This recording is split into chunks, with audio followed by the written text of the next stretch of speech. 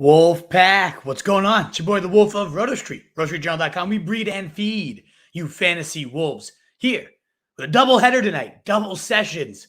Going first, live right now with your week 4 rankings rundown, talking about all the positions. Going to go rapid fire because then at 8 p.m. right after this, we have our weekly preview show. The Truth will be joining me after, I believe, soccer practice, whatever fatherly thing he is doing tonight. I'm not sure quite yet, but we will dive into all the rankings, get into all your early set start questions. I do have parent-teacher conferences tomorrow, hence why the show differences for this week. But come on in, Wolfpack.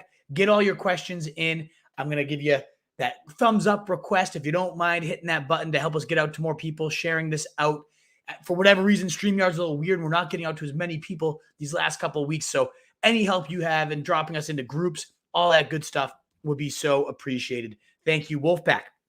Now, let me just dive right in because, again, as I said, we have a limited amount of time. I got to be live at 8 with the Truth for our preview show. So I'm going to get right into this. I got Josh Allen, Tier 1, those elite QBs, those cheat codes that you can start every single week and expect you to potentially win you a week alone. I think Josh Allen's got to be at the top against Houston. Was absolutely cooking last game, as you can see here. I believe he put up 37, it might have been. We saw Sam Darnold just put up 2 rushing touchdowns. Yeah, 37, the QB1 last week after a couple dud weeks. I think he continues to roll, keeps the good times going here against Houston, who just gave up the QB6 to Sam Darnold. Much more upside with Josh Allen. I think this is a week that Diggs also rebounds big. Pat Mahomes at Philly. What else needs to be said? That defense is complete trash. They're going to need points each and every week. And I think Mahomes, of course, has the goods to deliver when you got, Tyreek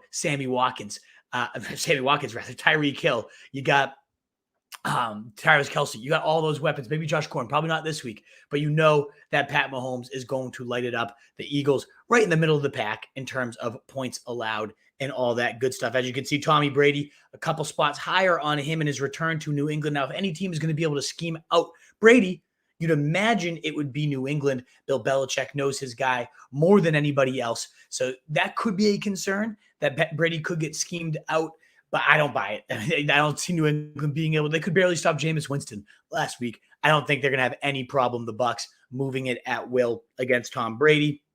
Certainly without Stephon Gilmore there's nothing really to worry about, in my opinion. And Kyler Murray, I guess I'm one spot lower. The Rams are a tough matchup, although at the end of the day, this is what we saw with Brady last week, a tougher matchup, sure, but they're going to need points.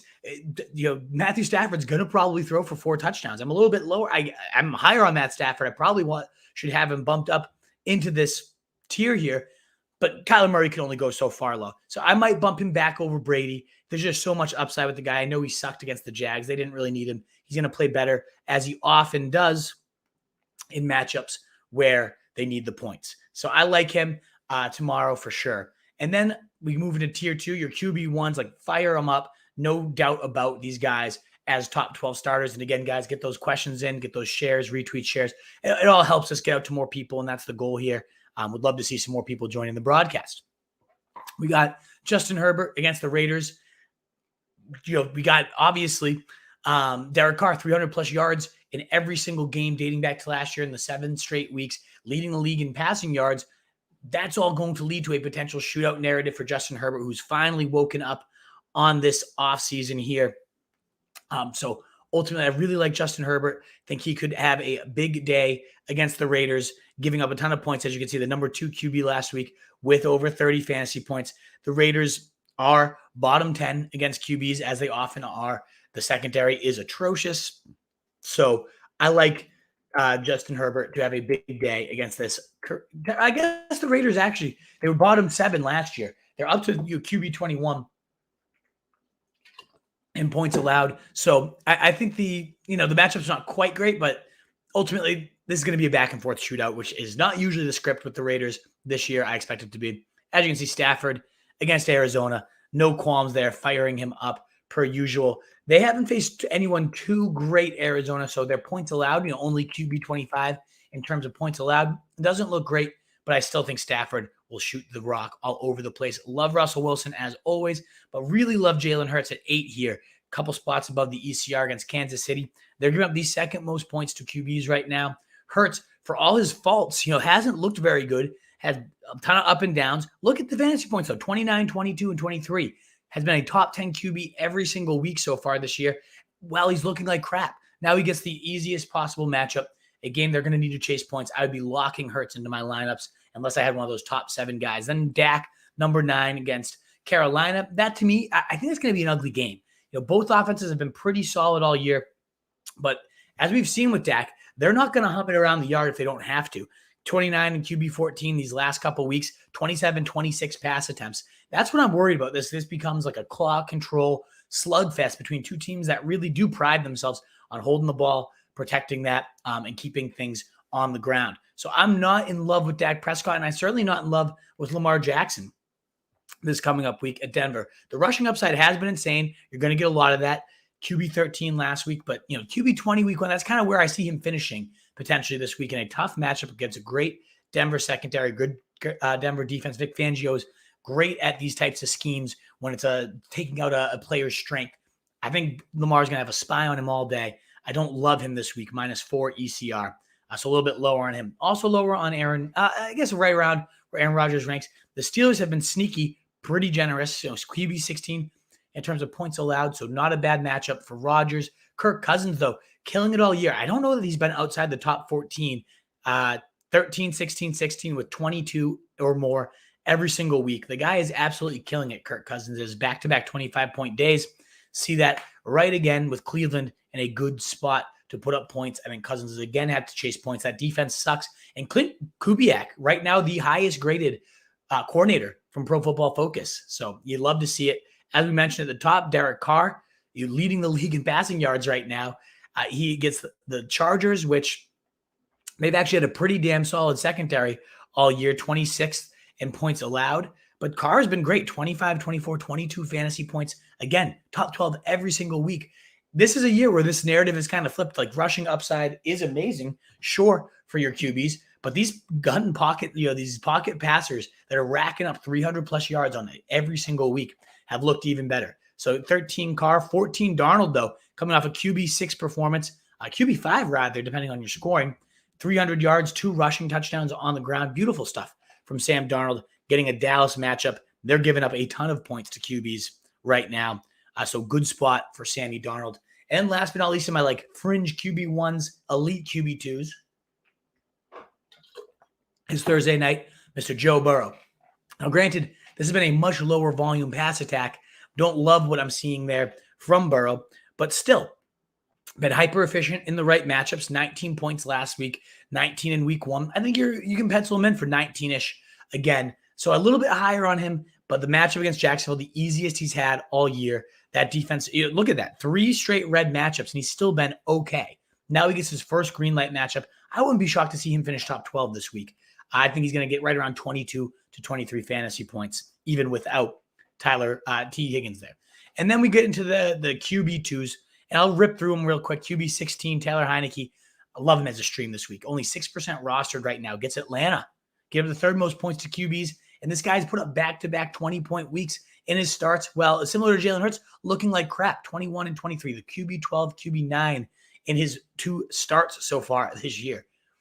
That's not bad at all. And now he gets the easiest matchup he's had yet. Going to be able to run the ball at will. He's got playmakers that can do a ton of damage for him. Big fan of Taylor Heineke this week. Stream over QB 17, Baker Mayfield. Certainly over Ryan Tannehill. My QB 18 -5 ECR, the lowest I am on everybody. We'll talk about him in the preview show, but all his weapons banged up. Not into him at all this week. Bench him for Heineke for sure. Teddy Bridgewater versus Baltimore, QB 19.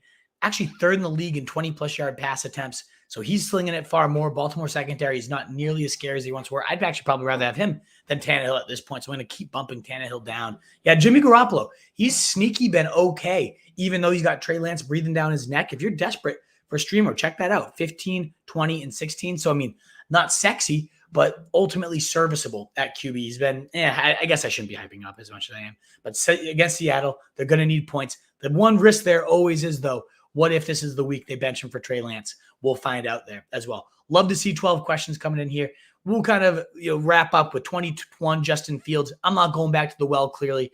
It's not as much about Justin Fields as it is Matt Nagy, seemingly sabotaging this guy and not using him on rollouts, not using his mobility. Why the hell do you draft a quarterback with 4.4 speed if you're not going to get him running, moving in the pocket, throwing on the run, the things he does best? It makes no sense to me. I think it's moronic. Matt Nagy needs to be fired immediately. And then last but not least, you can see Matt Ryan. I don't know. That's probably too high for him. We'd rather have Jared Goff. Maybe even Mac Jones I'd rather have. I know he hasn't been anything special, especially as a fantasy QB. Against the Bucs, though, one of the more sneaky generous. I know their defense is so good, but you need to get points against these guys. So they're actually ranking 4th in terms of QB points allowed. If ever Belichick's going to let this guy come out and sling, it's this week. So I really like Mac Jones. And then you can't really worry about any of these other guys. I'm done with the Daniel Jones experiment, certainly against New Orleans. I guess even Big Ben against Green Bay, not a horrible streamer, giving up the 6th most points to QBs. And this is one of those situations where real life-wise, he might be the worst quarterback in the NFL. Some of the throws and plays, him just like falling, crumbling as a human being is atrocious. But against Green Bay, they're going to need points. He's got some weaponry. It looks like Deontay Johnson, Chase Claypool, and Juju were all practicing today. I could see Big Ben significantly beating out this ranking. Where's he been at for games so far this year? 20, pretty bad. 12, 15, 15. That's about all we need to say about Big Ben. That's pretty bad. But I think he could be surprisingly better than what he's looking like. Let's get on to the running backs, folks. And again, I love to see these questions coming in. We'll get to them all. Reminder that we won't be able to go live tomorrow. I have parent-teacher conferences. So this is where you got to get your Thursday night football questions in, Wolfpack. So get anything you need asked and answered. And of course, again, thumbs up and shares. Help us get out to more people. It would mean the world if you could consider doing that for us. At the top is Derrick Henry against the Jets. What else do you need to be said? He's an absolute steamroller against a team that's going to be steamrolled. 4th most points allowed to running backs. That doesn't even matter. But for Henry, just another reason to go all in on this guy. Alvin Kamara against the Giants. 10th most points, 9th most points, actually. They keep rising up. Definitely susceptible to pass-catching backs so far this year. So that's also another reason to be intrigued by these guys, giving up nearly 8 catches per game to running backs. Only one team that's given up more to running backs, and that's the Seahawks. We'll talk about them and their juicy potential matchup for the 49ers running backs, but who's it going to be, right? Austin Eckler against the Raiders, another great matchup for him. Doesn't really matter, though, matchup proof, given how great he is as a pass catcher. One of the few guys you can truly lock in for 5-ish catches, all the goal line work at this point. Love Austin Eckler. But, Joe Mixon, last time against the Jags, he had 40-something points. Get him on Thursday night, fire that guy up. My number 4 running back, absolutely love him. Dalvin Cook practicing. We'll talk about injuries later. But as long as he's out there, you got to expect they're going to feed him. That's typically their role. He's either in or he's out, and when he's in, they're going to feed him 20 times. I don't think they're going to reduce his role and play him at a limited capacity. They just bench him and then play Madison if that was going to be the case. So expect Dalvin Cook to be his usual stealth against a Cleveland team that has been pretty good against running backs so far. 30th in terms of points allowed. So very stingy. They've also had pretty easy matchups, though. So I like Dalvin Cook to get rolling against, Stefanski, his old team. Maybe he gets rolling, a little extra juice there. Pittsburgh is actually, as bad as they have been against the pass, good against the run, right there with Cleveland at 29th in points allowed. So Jones is so good, though, especially with Jamal Williams out there anymore. It's great for Aaron Jones in terms of his receiving workload, all that good stuff. Nick Chubb, a little bit lower this week. I don't know if that's a great move. Minnesota 17th in points allowed.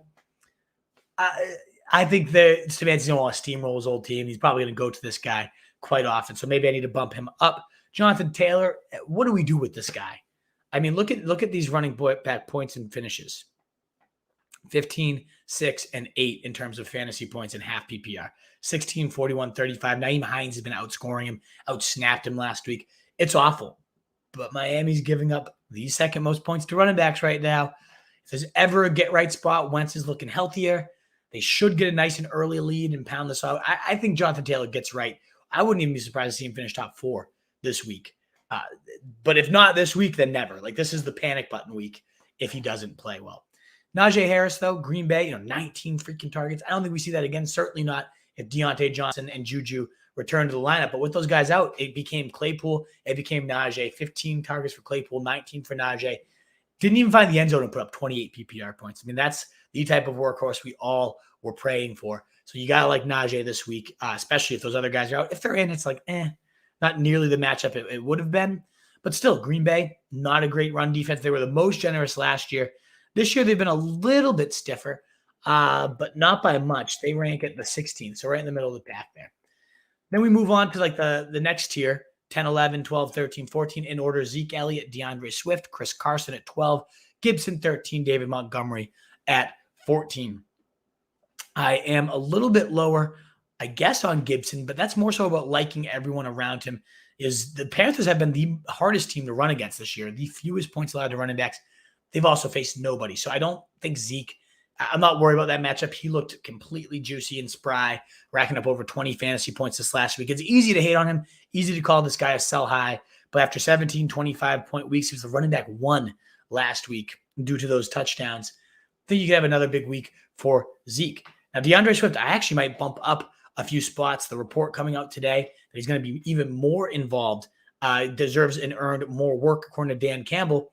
That's been the kind of the rub is it's been about 55-45 split. This can become a 60-40, even a 65-35. That would be enormous for this guy who's been a top 6 running back, as you can see, in 2 weeks this year. Hasn't been below 10 fantasy points. I believe he leads the league in running back receptions at this point, certainly does in running back targets. Paced the team in targets and receiving yards in multiple weeks now this year. So such a running back-centric pass attack. You love to see it for DeAndre Swift, and his value ranks as the running back 3 so far in points per game. Love it. Chris Carson, a touchdown monster against San Fran, should find the end zone at least once or twice, but I think I'm going to bump him below a Gibson, maybe even below Montgomery, but probably not. You got to love Gibson, though, against ATL. Yeah, they're only 14th in points allowed, but that defense is bad. He showed some good playmaking juice on that 70-yard touchdown. You gotta enjoy it. Ultimately, though, the fact that McKissick is still so heavily involved in the 2-minute drill and all that crap, just it's painful. Montgomery, though, against Detroit, if he's ever going to get it done, 30 of 32 touches these last 2 weeks for the running back position. If it's going to get done, it's going to get done against Detroit. That abysmal defense there. Give up these 6 most points, 2 running backs on the year. It's also, though, so tricky to target anybody from this Detroit, not even from Detroit, from this Bears team, rather. I like Detroit. I like Swift. I like Hawkinson. I don't have any clue what this offense is under Matt Nagy. It's awful. It's abysmal. And I hate it. That's all that needs to be said, right? It should bounce back. If ever it's going to bounce back, it's against Detroit. If not, similar to what we were just saying above on Jonathan Taylor, it could be a panic button week for David Montgomery and really just all these weapons in general. Miles Sanders, the 3rd most points allowed is Kansas City. That's the positive. The negative, they had 3 running back carries in week 3 rather, for the Eagles. That's awful. Sanders looks juicy every time he touches the rock. I think against the Chiefs, they're going to try to establish that even more early and often. Just moving this ring light right in my eyeballs. So I like that about Sanders. I like the matchup. I like how the game script, they're going to want it to go. But it's clear if they get down early, they have no problem abandoning the run completely. That's a smart move, actually. I respect them for it. So it's up in the air what Sanders will do, to be honest. I think Philly, 12th most points allowed for Clyde Edwards-Helaire. Big news is that he fumbled last week, and they went right back to him at 16 here in my running back rankings. Had his first 100-yard day of the season. He's been so bad, though, those first few weeks, 9-3. But then 16 this last week. Great rebound performance. I think you could have a good day here against Philly. Love Chuba Hubbard. It could be right back to Mike Davis, 90-ish% of the work, close to C-Mac light. Chuba had over 100 yards, 140 yards in the preseason 59-yard explosive run, was 10th in preseason rushing yardage, 6 catches also in the preseason. So you can get it done in every single facet. Yeah, I know preseason yards, whatever. I get it. But still, like Chuba a lot, that you plug him right in if you went after him on the waiver wire against a Dallas team that has given up actually pretty decent against running backs, 26th. Still think Chuba and is a great play. A little bit lower, as you can see, on Saquon Barkley. New Orleans is impossible to run on. They're 27th in terms of points allowed, but we saw as a Pats fan firsthand, this team is extremely stiff against the run. I guess his one saving grace could be receptions. They have given up 6.7 receptions per game to running backs. That could be, or 6.7 targets rather, 5 receptions. That's still not great. That's how they're going to try to move the ball. Love that you saw 84% of the snaps, 87% of the targets and backward field opportunities. He's back to his workhorse ways. I just don't think it matters against this New Orleans defense, a team that just is going to flat out suck, but they do have nobody else going right now. So, maybe Barkley can get it done. Kareem Hunt, 19. I mean, had a monster week last week, and they're going to potentially be chasing points. The running back, too, in fantasy last week. So he looked explosive, looked great on his runs. Big fan of him. James Robinson, big bounce back week last week, but still, I'm not ready to go all in. Dive back feet first, head dead right. I don't know what I'm fucking saying here. Dive right back in, head first on him. Not necessarily, since he's been pretty good against running back, 21st in points allowed. So one of the semi-stiffer teams. You get some Thursday night action. That's a boost, of course. But, I'm -3 ECR. I still, last week was promising. Yeah, it was great. But if you look at his other game logs, 7, 8 fantasy points, and then 22. Nice game last week. Would love to see more of it. What's very intriguing is the receiving involvement. 9 targets last week. He's the clear third down back. That's probably the best thing that he's got going for him. But he started splitting the rushing work again. I don't know. I'm still very skeptically optimistic, I guess. Do like Chase Edmonds, but significantly at this point higher on ECR on Daryl Henderson, 22 overall there. Arizona, middle of the pack, 19th in terms of running back points allowed.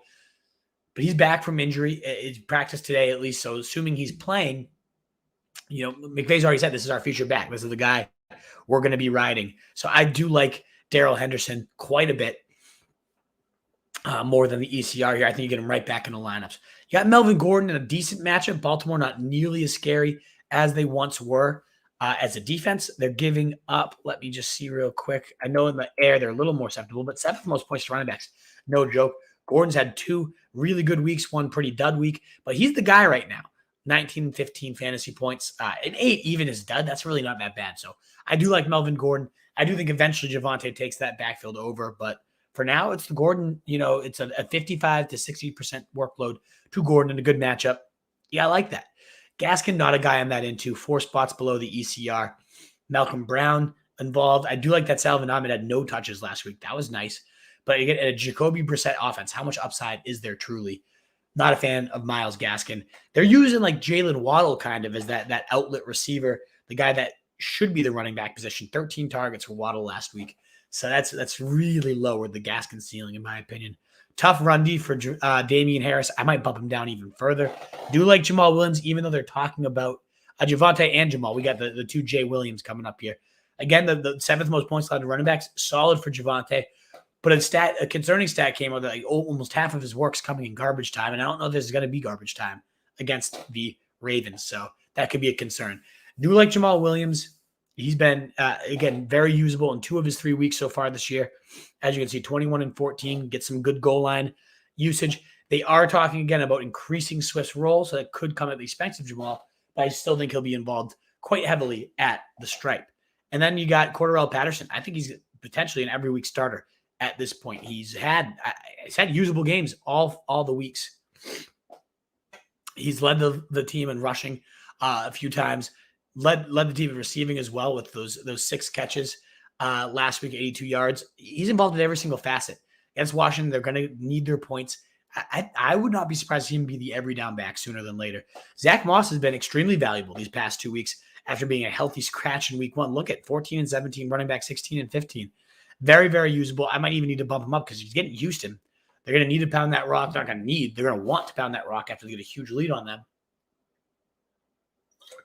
I think I'm a little low on Zack Wilson, given, again, he's been a top 20 running back in all his starts so far. And Mike Davis is gross. But I do like Nyheim Hines. Miami, again, the 2nd most points allowed to running backs. This doesn't seem like a game where they're going to really need Hines game flow-wise. But, again, he outsnapped Jay Taylor. He was the red zone guy throughout the whole game. Could be intriguing. Davis, just whatever. Against Washington, you want the guys getting outside, getting in space. That's going to be Cordorel Patterson. You don't want the guy running into the teeth of that beastly D-line. And then you get here, none of these guys are overly intriguing starts. Some of them we'll talk about as potential Hail Marys or like watch list guys. Peyton Barber's the lone guy, 111 yards, 101 of them coming after contact. He could be potentially in your lineup for the Chargers. So I like him against the Chargers, rather, not for the Chargers.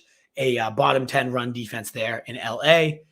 Could be a volume beast. Gruden loves this guy. If Josh Jacobs is held out, I'd probably bump him. Once we know I would bump him right into this range, top, probably right there around Melvin Gordon, should Josh Jacobs be ruled out. Pollard always an explosive play. Sermon or Mitchell, they have a great spot. Seattle's giving up the most points to running backs. One of those guys could absolutely eat. Who's it going to be? Mitchell's practicing again. Is he going to be the starter? Did Sermon do enough to keep the role? I doubt it. So I think Elijah Mitchell might end up being a sneaky monster stream this week. And with, Sony Michel, unless Henderson's out, nothing worthwhile. And then we're getting into, I did like the 9 catches for Gio Bernard, but he's also a little banged up, so he might not even be playing, which would send Leonard Fournette right into these top 20 guys because he'd be the main receiving back. I think that's how they're going to attack the Pats. Let's now get over 2 wide receivers so we can continue to rip through these guys for you. 21 questions. Love it, guys. We'll, again, get to all of them, as many as I can, because, again, we're going live with The Truth right at 8 o'clock for our preview show. So I do want to hit as many of those 21 questions as we can. Probably can get to them all. But, again, thumbs up helps us out greatly. And anything we don't get to, I promise I'll be going live till the end of the night, until the questions are over after the next broadcast. So stick with us. I promise to get your answer. Especially if you're willing to stick out for multiple hours with us. I love it, Wolfpack. Thanks again for being here with me. Let's get into these wide receivers, though, guys. Davante Adams against Pittsburgh. Pittsburgh's been generous, 9th in terms of points allowed to the wide receiver position. Adams coming off an 18 freaking target day. That's why you took him in the top 7 overall. And I don't think he's going to have any problem. At 6 points now against the Pittsburgh Steelers. They're giving up some monster games to wide receiver 1s. Just below him, though, Cooper Kupp, the wide receiver 1 in fantasy, leads the leagues in yardage and air yards and routes run, everything that you want from your receiver he's got, and he's facing a bad Arizona secondary in a game that they're probably going to need points. They're all going to need points in this one. So I really, really like Cooper Kupp this week. Arizona's been like one of the better secondaries. Oh, no, never mind. Lately, they've really started to crumble. Look at that. Wow, 10th in terms of points allowed after they were ranking bottom 2 for a couple weeks. Cooper Kupp, there's nothing else to be said. Tyreek Hill, 2 duds in a row, but it's Tyreek Hill. Like, you can't be overly concerned with this. Even though the Eagles have given up the fewest points to wide receivers, is that Staley coming in? Is that the new secondary? They don't really have names in the secondary, so I don't know what that's about. Tyreek should rebound. Stephon Diggs, also a guy I love to rebound. Houston's actually been pretty stingy, 24th in terms of points allowed, but they've also faced really nobody like this. And I think they're going to make a concerted effort to get Diggs absolutely cooking the ways we saw him last year. DK Metcalf against San Fran is my 5th, and then 6th in that next tier is Justin Jefferson, rounding out my top 5 guys. There's not much else to be said other than DK is a complete monster. We saw him rounding back into form this past week with 20 fantasy points to the wide receiver 7, similar to Jefferson, who had yet another big game, 22 points, wide receiver 5 last week. Studs from last year doing their studly things. I'm a bit higher on Terry McLaurin getting Atlanta. What's not to love about that matchup? Atlanta is absolutely trash of a football team. Give them the 3rd most points to quarterbacks, the 11th most points to receivers. This is going to be a Terry McLaurin game like 2 weeks ago, where we saw 11 catches, 101 yards. That's what I'm expecting here.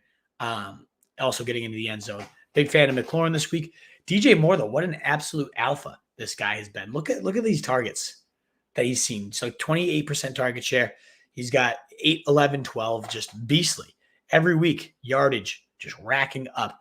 Again, a little bit allergic to the end zone, but you got to love this. I was not a big DJ Moore fan week to week. I thought it was going to be a tougher to decipher target totem pole. At this point, it's clear Darnold has eyes for him and him only. Love it. Keenan Allen, though, can't be too far behind. The Raiders giving up the 18th most points to receivers, so a middle pack matchup. I think him and Mike Williams, though, at this point, like, who's better? Look at what Mike Williams has done. The wide receiver 2 in fantasy, 18, 19, and 30. 16, 9, and 1 in terms of receiver finishes.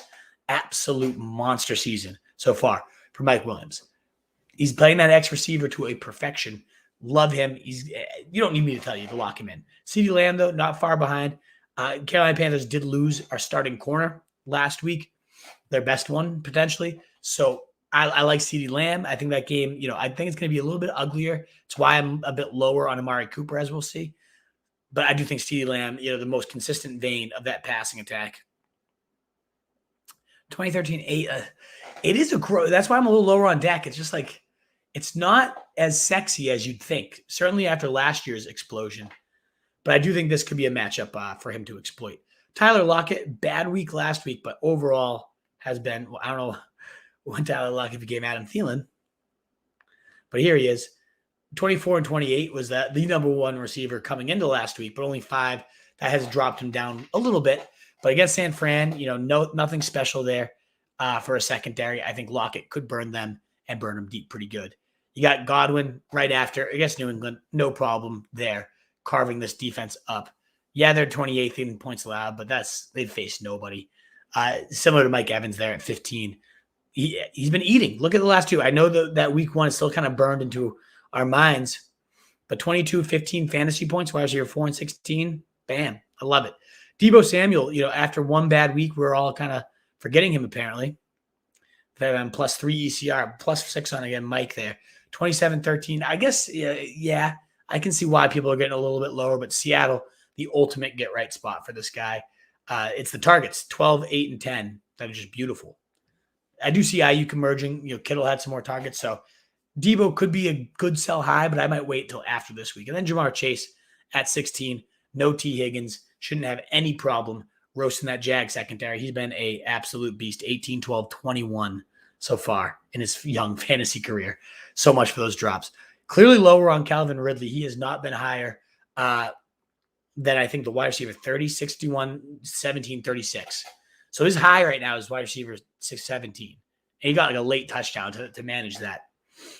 I'm worried. I'm very worried. It's less about Ridley. It's more about this offense just being completely abysmal, trash heap. So not into him. DeAndre Hopkins didn't look healthy last week, and now he gets Jalen Ramsey. I'm probably not benching him, but that's a risky spot right there. And this is tier 4, like your high-end wide receiver 2s, I should preface that with. Adam Thielen, touchdown machine. There's no regression coming here. He scored every game or had 100 yards, I believe, in every single time. Yep, touchdown every single game. 4 touchdowns so far. Just a red zone monster. There's nothing else to be said there. Cooper's been absolutely abysmal. What a wide receiver ace in week 1, 32 the wide receiver 1, then wide receiver 71, 74. Oof.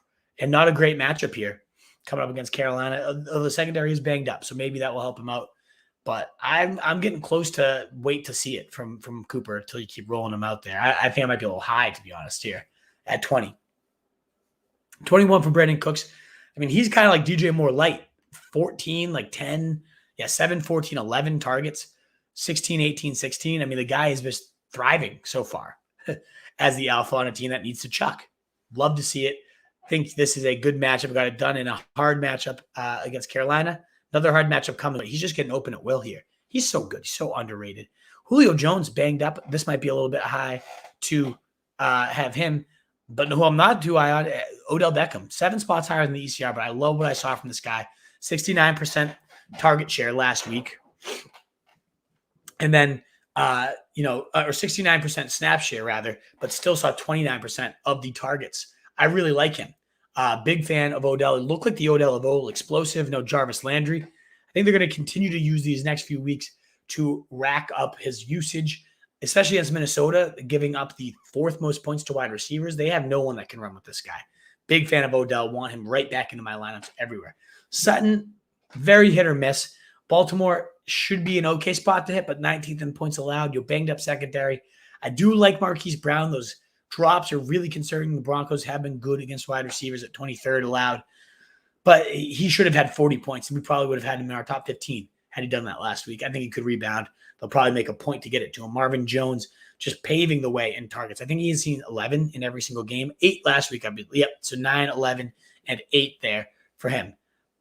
19, 20, 41 in fantasy. So, yeah, a little bit of a bust last week, but he gets the revenge game narrative here against Cincy. You always love that. And he's just damn good. He's the number 1 target there, and they just traded away. They traded for Dan Arnold. So maybe that eats into his work eventually, but not this week. Too early. Tyler Boyd, a couple spots higher on ECR at 27. No T. Higgins. Get the guy in. He led the team with no T. Higgins last week with 13 targets. Didn't do a ton with it, but it's the looks. And against Jacksonville, he could do a whole lot more in a cakewalk matchup. Claypool, 15 targets last week. Could bump him up big if the other guys are going to sit. But as of right now, it looks like they're going to play. So keep Claypool in there.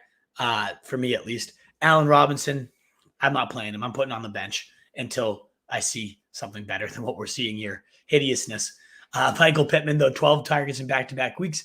Miami, a pretty good secondary, but I like getting him in there if I can. 17th overall in terms of points allowed, so right in the middle of the pack for Miami. Good spot to get Michael Pittman in there. And these are like the last of the guys I would want in my lineups, and want is being a pretty aggressive term for some of these guys. But Myers, 14 targets. Tampa Bay, they're going to need to throw. They're going to need points. And since they lost that first corner in week 1, they've given up the most points to wide receivers. Sneaky, really good spot for Jacoby Myers on a night. They're going to be chucking it all over the place. I think I'm a little too low on him. I do like Corey Davis, by the way. I meant to mention revenge game narrative for him. I think he could have a big blow-up spot here, potentially. Jalen Waddles, 13 targets last week, and I'm 7 in the ECR by having him at 34 all day. Sign me up. Indy's got nobody in that secondary. Tim Patrick hasn't been below 12 fantasy points this year. Not sexy, but definitely just gets that job done.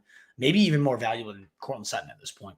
Sterling Shepard, he might not play, so I might be a little too high on him here. I did love what Jacoby Myers did out of the slot against New Orleans, so should Shepard be playing? He's been a target hog all year, but I guess you can't be ready to have him. Robert Woods, fucking done with him. He hasn't been above a wide receiver 40, I don't think, this entire year. 42, 44, 65. Ugh. Just abysmal year for him. And look at that creepy fucking face. Like, does he look like a serial killer with that smile? I don't know.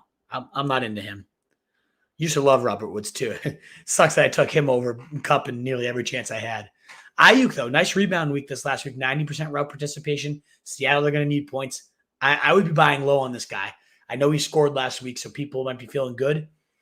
They're probably not feeling good enough. I think Ayuk is ready to blow off the doors in fantasy and come back to that guy that we loved. He's the number 3 receiver for a big span, behind only Devontae Adams and Tyreek Hill from weeks like 5 through 15.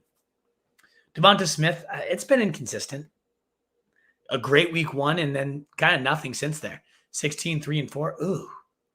Kansas City's been very susceptible on the ground, but actually okay through the air. They're going to need points. There's no doubt about that. They have given up the 8th most points to receivers.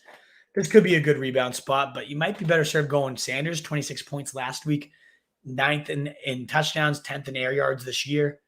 Houston, they're going to be able to move the ball at will. I don't hate that. Juju, let's see if he's playing. Let's see if Deontay's playing. DJ Chark, touchdown or bust. I don't like that option. Robbie Anderson, might he see a target this week? I don't know. Dallas, they should need points and need to chuck it deep. A little too low on Cole Beasley here. He's got like 13 or more targets, I think, in 2 of his 3 games this year. The thing is just like, are they going to really need him? Yeah, 13, 4, and 13. I could see this being more like a week 2 game, though, with 4 targets, 36 yards. Like, that's kind of what I'm nervous of, is Houston's so bad that might end up being the outcome here. And then, Galladay, I might bump him up big time, depending on what the news is around these receivers. Love getting Cordorel into your wide receiver 3 spot. Clearly, I'm plus 40 ECR on him. 82 receiving yards. He's good. He's a good receiver. Christian Kirk, maybe he blows up, maybe he doesn't. I don't know. The whole, air raid is just impossible to figure out there for these Cardinals. So like Rondale right behind him at 49. There's is there anybody I need to shout out here? Not really. Like Renfro, he's seen 7+ targets every single week. So if you need a high floor option, you just want something steady, he could be interesting. And I wouldn't be surprised to see Callaway do some good damage. But that's really it for wide receivers. All righty, guys. I'm going to rip through tight ends. I'm going to skip defense and kicker this week because I want to get to your questions. That's more important to me. So let me just rip through these. Kelsey, Waller, every time. Although Waller is getting a little damn frustrating. My second rounder after seeing 19 targets in week 1. I don't think he's top 7. Yeah, 7 and 7, 9 and 8. But, at the tight end position, what else can you ask for? Kittle, you look back, nine catches last week. Love to see it. Gronk, still a touchdown monster. I do think with Brady and him 2 touchdowns away from the all-time record of touchdowns between players, who better to do it against than their own team? I think they're going to go for that record, try to get Gronk 2 scores.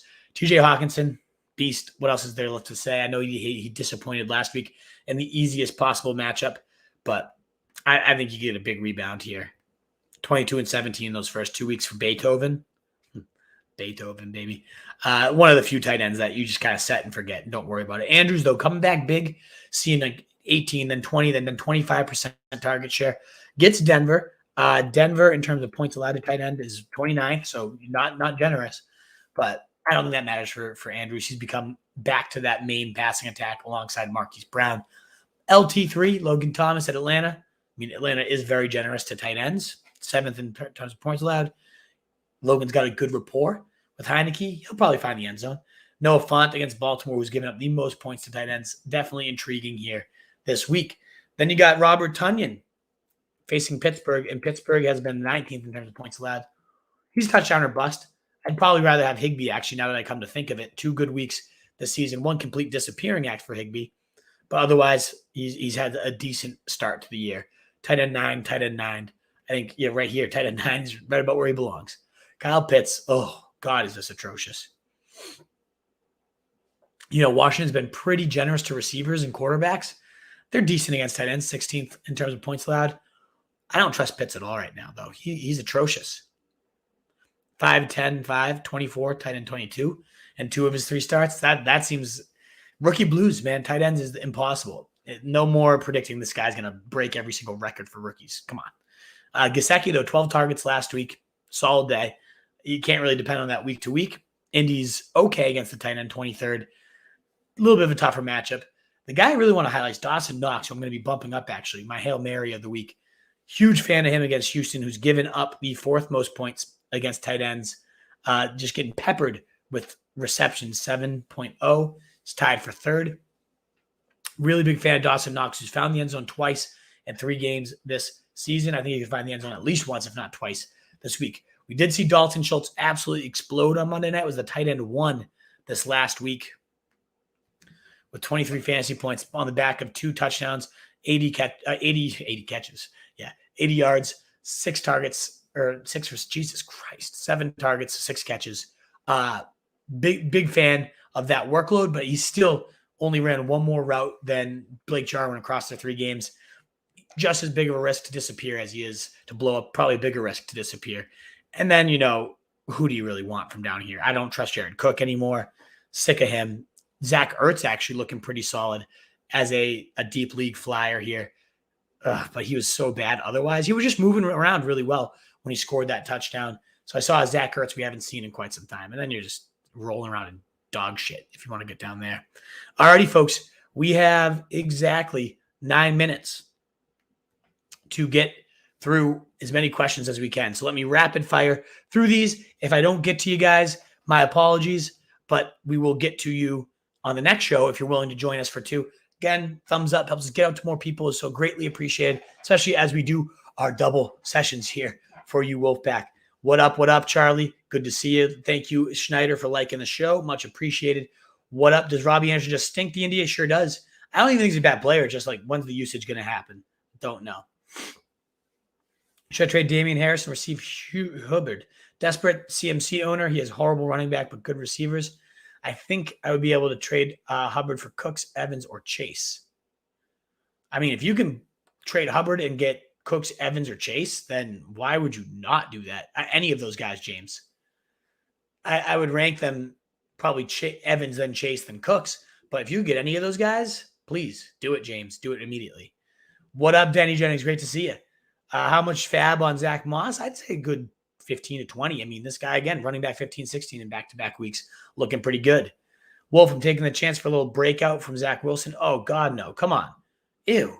The kid, is it talent? Is he? What have we seen there? Chat, I need your help. Running backs are Harris, Carson, Sermon, Tyson, E. Mitchell. Offer to give up Carson and Pittman for JGF. So that would leave your running backs at Harris. Your running backs are pretty damn gross if you do that. I don't think you can, Rico Baptiste. Teams are getting smarter with buy lows this year. It is. It's true. Because the fancy, more and more good insights out there. Not as good as us, of course, but it's true. What do you value more rest of season? I have a rest of season big board there, Slim. Go check it out. That'll tell you exactly what I value, Matt. Who are your wide receivers? Oh, that's I think you're asking the guy in the chat there. My running backs are Henry, Gaskin, Fournette, and Gainwell. Ew. Henry, obviously a stud, but other than that, pretty gross. What's good, Wolf? I'm on the YouTube today. Yeah, good to see you, No2. I don't know what's happened to Twitter, but they don't show us anymore. I think it's changed their system. So great to see you, man. Thoughts on Eli Mitchell, Mike Davis? I have them as my running back twos now after getting Eli for pennies. I mean, Eli could be the guy. Sermon didn't do anything that impressive in a pretty easy spot against Green Bay. Mitchell's the only one that's had a good start so far this year. I really think rest of the season, though, Jeff Wilson's going to end up being the guy. No2. So we talked about him in the chat, right? So I like Jeff Wilson the most of all these guys. But Eli for now, probably the most usable. Taylor Heineke, got him going this week. Let's go, boss. My stream of the week. I think you are going to crush it. Great to see you, brother. Let him know, Wolf. I sure will. Good shit with Taylor Heineke. Wide receivers, Pittman, Jay Chase, Diggs, Deontay, Myers. You're talking about your trade. I'm going to let you guys kind of hash that out. Start Chuba Hubbard, Mike Evans, or CEH at flex. Ethan Pugh. I'm going to go full PPR. I'm going Mike Evans. He's back, baby. We do get Antonio Brown returning. That could change things, especially if they like only use Evans as they did week one as like a outside decoy. They have J.C. Jackson on him. He like shuts him down, but I don't expect that at all. We got Chuba from Rico saying that though. And that option, I like Mike Evans the most myself. Model Math per stash? No. Like Ben, what's he going to do? Where's a good spot from the land? And even if he gets there, is he going to do much? I would wait for Wilson. No, there's no reason to start Mac because he might not get traded. And even if he does, what's it going to be matter? What's it going to matter? Wolf, finally on time to watch live. What up, Jeremiah Perkins? Great to see you, brother. Half PPR. Ayuk, Tim Patrick, or Madison. If Cook sits, it's obvious it's Madison. If not, I kind of want to roll the dice on Ayuk here. Patrick's the safest of all these guys. 12-plus points. I mean, he's going to probably do that again. But I kind of want to roll those dice on Ayuk. They're going to need points. I like it. I really like it. And Wolfpack, again, you can give this a thumbs up, and especially if you like what you're seeing, you want to be here for all of them, hit that subscribe button, hit the bell so you know when we're going to be live. Oh, Hegs, I hate to hear it. 0-3, that's awful. I got an 0-3 team in my Holy Cross League. It's brutal. It's the worst feeling in the world, but there's still plenty of time. I've been 0-4 in one leagues. So we got time here, Hegs. We got time, but it's not great. That being said, I do hate everybody, right? You're saying there. They're all underperformers. They're all sucking. So I get it, but don't drop those guys. Got offered Amari for Swift. Have to pass on it. I have to counter offer of Swift for Diggs. Yeah, I would much rather have Swift than Cooper. Cooper's just way too inconsistent at this point. If you can get Diggs, yes, absolutely. But no, I would not do that, Jeremiah Moore. Good play there to hold. Made trade, got Barkley and Kittle for Zeke and Pitts. Thoughts? I think you did a pretty damn good job. Zeke and Barkley's not too far off to me in the rest of season rankings. And then so Kittle, I think, is a big upgrade over Pitts. I just don't trust Pitts at all this year. So I like that trade for you, Billy Benfield. Royce Freeman worth adding? Not really. I don't think so. Breathing fantasy football, literally. I love the name. Hello there. What's up, brother? Just traded away Ayuk for Woods straight up. Did I win? I don't know, Charlie. I really don't know about Woods. I'm not on the big buy low on Woods train. I'm not a fan of this. Could have a big blow up week this week. Could come right out, but I don't know. Saints defense versus Giants or Titans versus Jets. I'm under the Saints. Just a better overall defense. Two very good matchups. Give me the better overall defense, JP. Any DFS talk? Sure. Breathing fantasy football. I used to do a DFS show exclusively on Saturdays. Not doing it this season. So if you have any specific DFS talks, please ask any of the questions. Was offered Metcalf from Montgomery. Oh, I'd take Metcalf all day, Robert Moreno. Doesn't even matter. And you have good running backs too. Those running backs are sexy as hell. Yeah, take that all day and don't run. Dane James agrees. I like it. Chuba or CEH. That's damn close for me. Good to see you, Mohammed. I think I have him 17-18. 16-17. I have Clyde a little bit higher. After last week, I think I roll Clyde, but Chuba could be a beast. I'm going to go Clyde, though. A big bounce back week last week. I think it continues with that. Mike Will to be top 8 receiver. Should I trade him? I wouldn't trade him unless you get something very, very hefty for him. Think nothing about this is a fluke. The guy's a beast. Guan Gleeshy. Rob Moreno, nice. I've got 3 of those.